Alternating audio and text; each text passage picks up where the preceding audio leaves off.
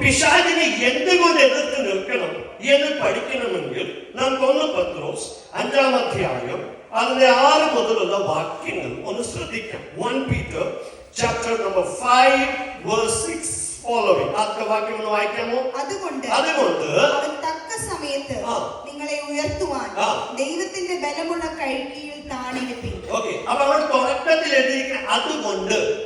അപ്പൊ നമ്മൾ ചോദിക്കേണ്ട ചോദിക്കാം, ഏതുകൊണ്ട്? അതുകൊണ്ട് എന്ന് എഴുതുമ്പോൾ എന്തുകൊണ്ട്? അപ്പൊ അതിന്റെ ഉത്തരം എഴുതിയിരിക്കുന്നത് അതിന്റെ മേലത്തെ 5-ാമത്തെ വാക്യം ഒന്ന് വായിക്കണം.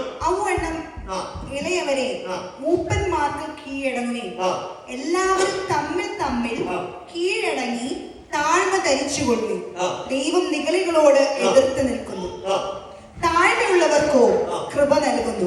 ദൈവം, ഞങ്ങളുടെ ഇംഗ്ലീഷ് എഴുതിയിരിക്കുന്നത് അഹങ്കാരികളോട് എതിർത്ത് നിൽക്കുന്നു.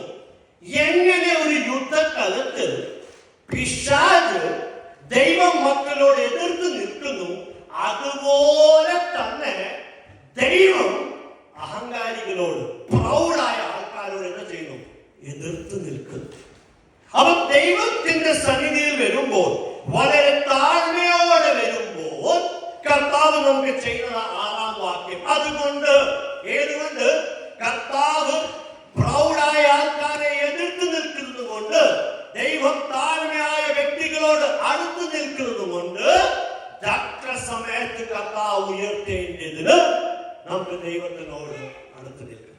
അപ്പൊ അവിടെ എഴുതിയിരിക്കുന്ന ആ ഒരു വാക്യം തക്ക സമയം.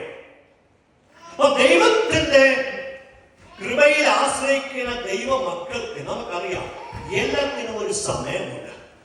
കഴിഞ്ഞ ദിവസങ്ങളൊക്കെ പറഞ്ഞതാ, He makes all things beautiful in His time. കർത്താവിന്റെ സമയത്തിൽ കർത്താവ് എല്ലാം നല്ലത് ചെയ്യും. പക്ഷെ നമ്മൾ യുദ്ധകാലത്ത് നിൽക്കുമ്പോൾ, ഞാൻ ഒന്നുകൂടെ പറയാം, പിശാചിനോട് എതിർത്ത് നിൽക്കുക എന്ന് പറയുമ്പോൾ നമ്മൾ എങ്ങനെ പിശാചിനെ എതിർക്കുന്നു, അതുപോലെ പിശാച് നമ്മളെയും എതിർക്കുക. നിങ്ങളുടെ കൂടെ ഉണ്ടോ? നമ്മൾ എങ്ങനെ പിശാചിനോട് ഫൈറ്റ് ചെയ്യുന്നു, അതുപോലെ പിശാചും നമ്മളോട് എതിർത്ത് നിൽക്കുക. പക്ഷെ നമുക്കൊണ്ട് 4 കാര്യം. ഒന്നുകൂടെ പറയാം, ദൈവത്തിനോട് നമ്മൾ സബ്മിസീവ് ആയിരിക്കുന്നു. രണ്ടാമത്, നമ്മൾ എപ്പോഴും കർത്താവിന്റെ അരികിൽ കർത്താവിനോട് ചേർന്ന് നിൽക്കുവാൻ ആഗ്രഹിക്കുന്നു. മൂന്നാമത്, നമ്മുടെ കൈ ക്ലീൻ ആയിരിക്കുന്നു. നാലാമത്, നമ്മുടെ ഹൃദയത്തിൽ ശുദ്ധിയുണ്ട്. അങ്ങനെ ഒരുക്കത്തോടെ നമ്മൾ പിശാചിനെ എതിർത്ത് നിൽക്കുമ്പോൾ പിശാചും നമ്മളെ എതിർത്ത് നിൽക്കുക. അപ്പൊ പിശാച് എന്തുകൊണ്ട് എതിർത്ത് നിൽക്കുന്നു? എതിർത്ത് നിന്ന് പിശാച് എന്തുവാ സാധിക്കുവാൻ ശ്രമിക്കുന്നത്? ആദ്യത്തെ കാര്യം, the devil resists God's timing for us. നമുക്ക് വേണ്ടി ഒരു വിഷയത്തിൽ ഉത്തരം കിട്ടുവാൻ കർത്താവിന് ഒരു ടൈമിംഗ് ഉണ്ട്. അതിനെ പിശാച് എതിർക്കുന്നു. ഞാനത് മലയാളത്തിൽ പറഞ്ഞത് അത് ഈസി ആയിട്ട് മനസ്സിലായെന്ന് വിചാരിക്കുന്നു. നമുക്ക് വേണ്ടി പ്രവർത്തിക്കുവാൻ ഇവിടെ എഴുതിയിരിക്കുന്നത് തക്ക സമയത്ത് ദൈവം ഉയർത്തേണ്ടതിന്. അപ്പൊ ദൈവത്തിന് തക്ക സമയമുണ്ട്, അതിനെ പിശാച് എതിർക്കുന്നു. ഇവർക്ക് വേണ്ടി കർത്താവ് 2025 ഈ ഫെബ്രുവരി മാസത്തിൽ അല്ലെങ്കിൽ മാർച്ച് മാസത്തിൽ കർത്താവ് ചില ഉയർച്ചകൾ നൽകുവാൻ ആഗ്രഹിച്ചിട്ടുണ്ട് എന്ന് സ്വർഗം തീരുമാനിക്കുമ്പോൾ പിശാച് അതിനെ എതിർക്കുന്നു. പിശാച് വിളിച്ചു പറയുന്നില്ല, ആ സമയത്തിന് ഞാൻ നന്മ കൊടുക്കത്തില്ല, ആ സമയത്തിന് ഞാൻ വിടുതൽ കൊടുക്കത്തില്ല, ആ സമയത്തിന് ഞാൻ അവൻ ആ വഴി തുറക്കുവാൻ അനുവദിക്കത്തില്ല എന്ന് പറഞ്ഞ് പിശാച് നമ്മളോട് എതിർത്ത് നിൽക്കുക. അതിനുവേണ്ടി എപ്പോഴും മനസ്സിലാക്കണം, if God's children humble themselves, God will exalt them. നമ്മൾ തന്നെ താഴ്ത്തിയാൽ ദൈവത്തിന്റെ ഉയർച്ച ഉറപ്പാണ്. ദൈവത്തിന് ഏറ്റവും ഇഷ്ടമുള്ളത് ആ ഹംബിൾ സ്പിരിറ്റ്, താഴ്മയുള്ള ഒരു വ്യക്തി, താഴ്മയുള്ള ഹൃദയത്തെ ദൈവം സ്നേഹിക്കുന്നു. ദൈവം അങ്ങനത്തെ ഹൃദയത്തെ ചുംബിക്കുന്നു.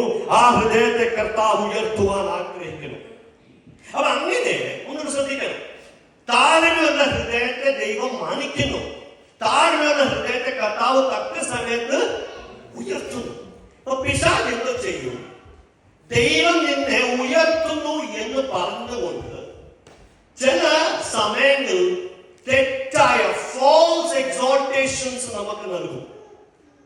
അല്ലെ? കർത്താവ് ഫോർ എക്സാമ്പിൾ ഞാൻ പറയാം, ഫെബ്രുവരി 23 ഒരു എക്സാമ്പിൾ ആയിട്ട് കർത്താവ് നമുക്ക് വേണ്ടി എന്തോ ഒരു കാര്യത്തിൽ ഉയർച്ച നൽകുവാൻ തീരുമാനിച്ചെന്നിരിക്കട്ടെ. പിശാച് ഓർക്കും, ഇവന് താഴ്മയുണ്ട്, അപ്പൊ കർത്താവ് ഉയർത്തും. അതൊരു കാര്യം ചെയ്യാം, കർത്താവിന്റെ ഡയറിയിൽ ഫെബ്രുവരി 23 എഴുതിയിട്ടുണ്ടെങ്കിൽ ഞാൻ 20-ാം തീയതി ഒരു ഉയർച്ച കൊടുക്കാം, ഞാൻ 18-ാം തീയതി ഒരു ഉയർച്ച കൊടുക്കാം. അപ്പൊ നമ്മൾ ആ ഉയർച്ച ആ ദിവസങ്ങൾ കണ്ട് നമ്മളൊന്ന് സന്തോഷിക്കാൻ തുടങ്ങുമ്പോൾ പിശാച് ദൈവം ആഗ്രഹിച്ച് ടൈമിൽ തെറ്റിച്ചു. ഞാൻ പറഞ്ഞു മനസ്സിലായോ? ആ സമയം മാറ്റിക്കളഞ്ഞു.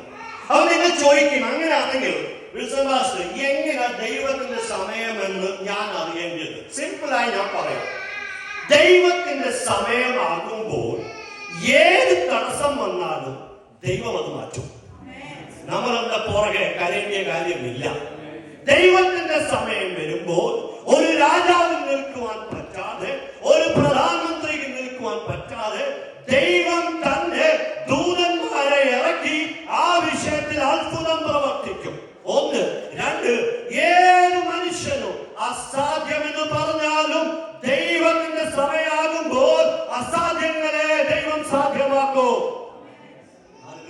തടസ്സങ്ങൾ വരാം, പ്രയാസങ്ങൾ വരാം, പക്ഷെ ദൈവത്തിന്റെ ഒരു സമയം.